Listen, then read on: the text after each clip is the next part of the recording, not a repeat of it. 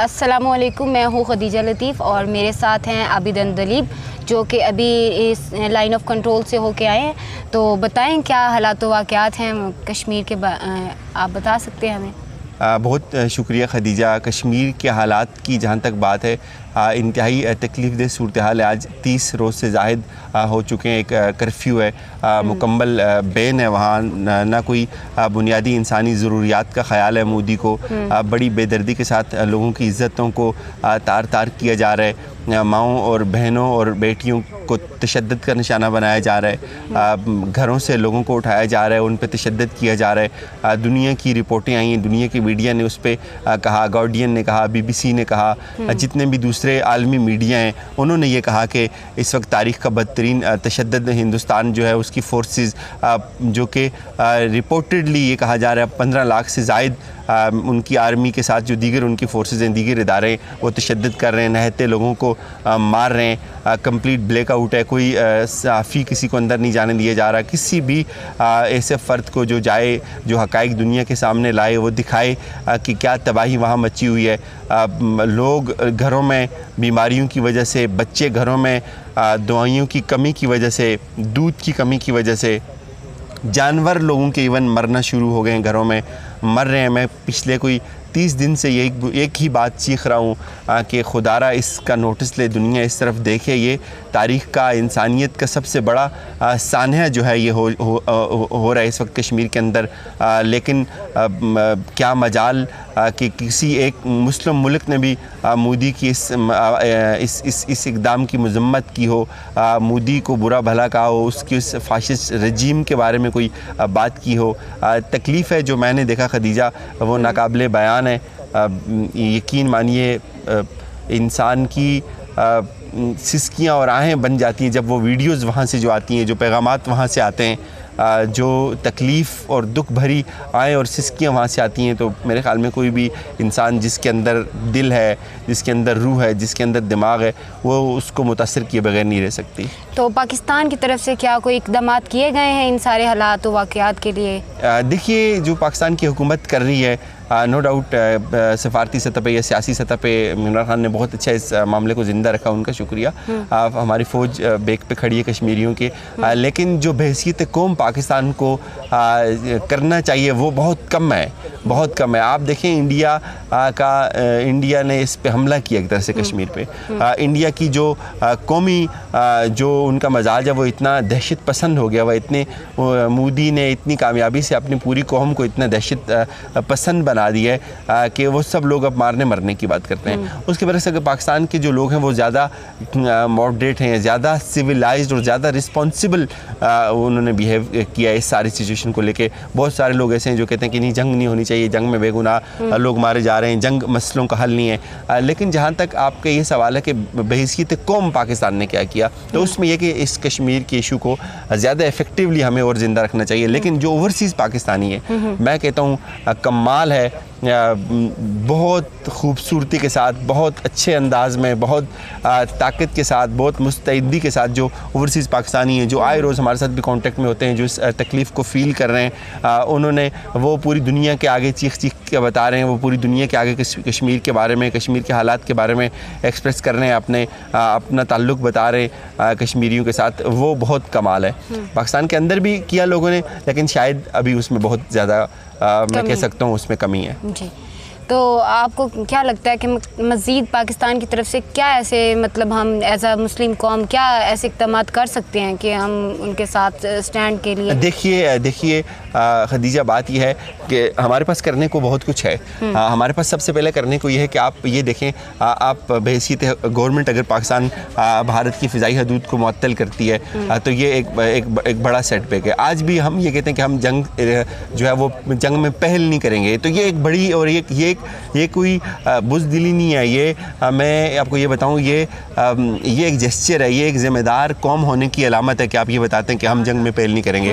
वरना मोदी की जो दहशतगर्द टीम है उसने कहा जी कि हम इस मुआहदे को देख रहे हैं जिसमें हमने ये किया था कि हम पहले न्यूक्लियर अटैक नहीं करेंगे। तो बात यह है बहसीत कौम और बहुत ज़्यादा अच्छे से चीज़ें हो सकती हैं।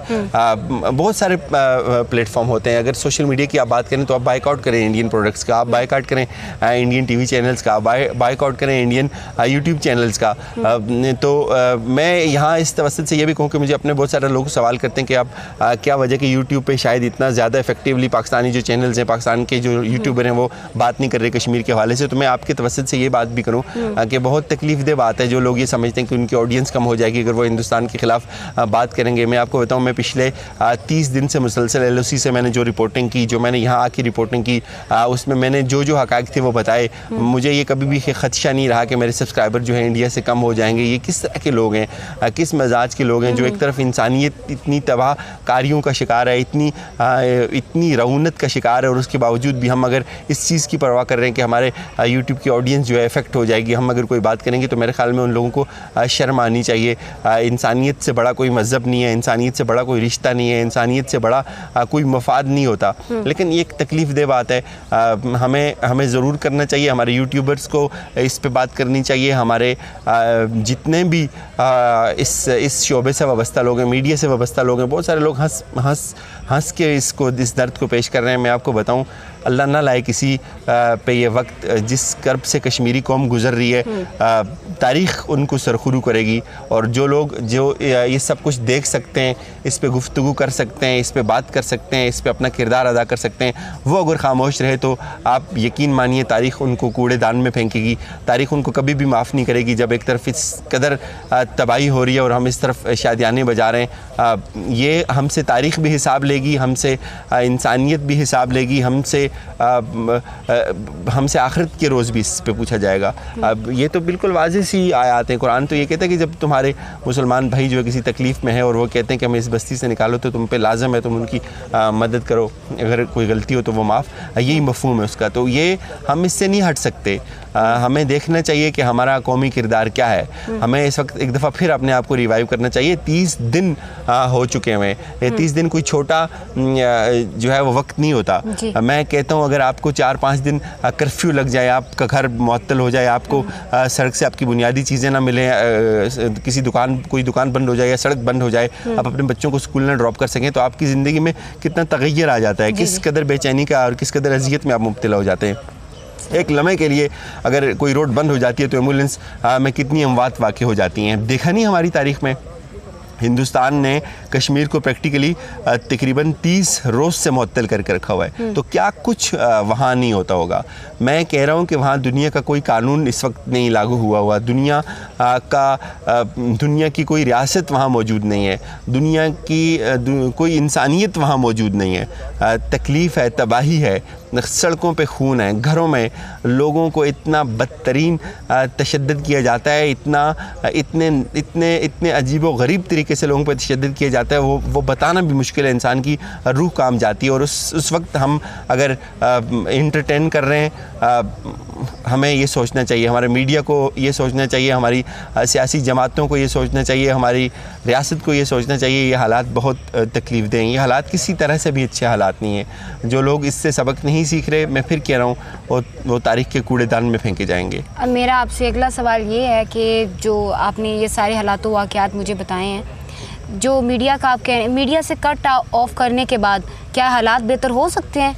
जो मतलब ये सारा कुछ मीडिया पे डिपेंडेंट है कि हम अगर उनके सब्सक्राइबर की वजह से ये सब कर रहे हैं, तो मीडिया से कट आउट करते हैं उनके चैनल्स, उनकी मूवीज़। या देखें, आप जब वार में होते हैं ना खदीजा, तो आप फिर ये देखते हैं कि बहुत सारी अब जो वार्स होती हैं वो मल्टीफेसेटेड वार होती हैं। वो ये नहीं होता कि आपने सिर्फ एक प्लेटफॉर्म में जाना है या आपने गन लेके जाना है। हाइब्रिड वार का कॉन्सेप्ट क्या है? हाइब्रिड वार का कॉन्सेप्ट यही है कि आप जितनी भी पॉसिबल आपके पास स्ट्रेटजीज होती हैं आप उनको अडॉप्ट करते हैं। आप ये देखिए, एक कॉन्सेप्ट समझिए। कॉन्सेप्ट क्या है? अगर जो आतिशे नमरूद को बुझाने के लिए एक चिड़िया अगर जो है ना अपने पाँव पर जो है वहाँ से वो उस पर फेंक सकती है, अगर यूसुफ अलैहिस्सलाम को जब ख़रीदा जा रहा होता है तो एक बूढ़ी औरत जो है वो रुई लेके वहाँ चली जाती है, या वो एक कपड़ा लेके वो कहती है जी मैंने भी ख़रीदना है, तो उससे पूछा जाता है तो तुम कैसे ख़रीद सकती हो, तुम्हारी तो कोई इस्तिताअत नहीं है ख़रीदने की। तो वही कहती है कि कल जब ये फ़हरिस्त बनेगी, कल जब मुझसे ही पूछा जाएगा तो मैं कहूँगी कि हाँ मैं भी उसके ख़रीदारों में शामिल थी। फिर फराज कहता है कि उसकी वो जाने उसे पास वफ़ा था कि ना था, फराज तुम अपनी तरफ से तो निभाते जाते। तुम कोई अपने हिस्से की शम्मा तो जलाते जाते भाई, आप कहाँ खड़े हैं? मतलब अपना आपको अपना कंट्रीब्यूशन अदा करना है। ये हो नहीं सकता कि आप दुनिया के किसी कोने में बैठे हुए हैं और आप दुनिया के किसी भी मसले से गैर मुतल्लिक हैं। आप उसके साथ बराह रास्त किसी न किसी तरीके से जुड़े हुए होते हैं, आपका ताल्लुक़ होता है। अब जो वार है वो सोशल मीडिया पे लड़ी जाती है। अब जो वार है वो गैर रवायती वार है। उसको कैसे कहते हैं? नॉन कन्वेंशनल वार। वो यही होती है कि आपको ये जो जितने भी दूसरे प्लेटफॉर्म होते हैं इन पे रिस्पॉन्ड करना होता है। आज इंडिया अपनी शिकस्त तस्लीम कर रहा है कि हमने इंफॉर्मेशन वार में इंडिया को शिकस्त दी। ये हमारे लिए बड़ी बात है। सही। तो अब 30 दिन हो गए कश्मीर के ये कर्फ्यू को लगे हुए, तो आपके सामने ये सारा उनका वाक़यात जो हालात आपने देखे हैं, तो आप क्या समझते हैं कि मज़ीद इसमें ताख़ीर हो सकती है या कोई नतीजा क्या निकलता है आपकी नज़र में? हाँ, देखिए आज की एक पॉजिटिव खबर ये कि जिस तरह मोदी ने वो कॉन्फ्रेंस करनी थी, वहाँ लोगों को बुलाना था, वो तो अब तातुल का शिकार होती हुई नज़र आ रही है। फिर दुनिया भी ये देखती है कि कश्मीर के अंदर कोई भी इंडिया ऐसी अगर एक्टिविटी करना चाहता है तो वो नाकाम ज़रूर होगा। लेकिन फ़िलहाल मैं इसी के साथ ही आपसे इजाज़त लूँगा कि हालात तकलीफ़ में, अब अगर कोई ये कहता है कि हालात अच्छे हैं, हालात दिन ब दिन बिगड़ते जा रहे हैं, हालात अच्छे नहीं हो रहे। बहुत शुक्रिया आपका, और आपसे इनसे बात करके बहुत अच्छा लगा। आबिदन दलीब हमारे साथ थे, उन्होंने हमें कश्मीर के वाक़यात और हालात से हमें आगाह किया है, और हमें ये चाहिए कि हमें अपनी तरफ से कंट्रीब्यूट करना चाहिए। ये नहीं है कि ये कम है या ज़्यादा है, जो पॉजिटिव मैसेज हमें इस गुफ्तगू से मिला है। तो इसी के साथ मैं आपसे इजाज़त चाहती हूँ। उम्मीद करती हूँ आपको हमारा ये कदम पसंद आया होगा।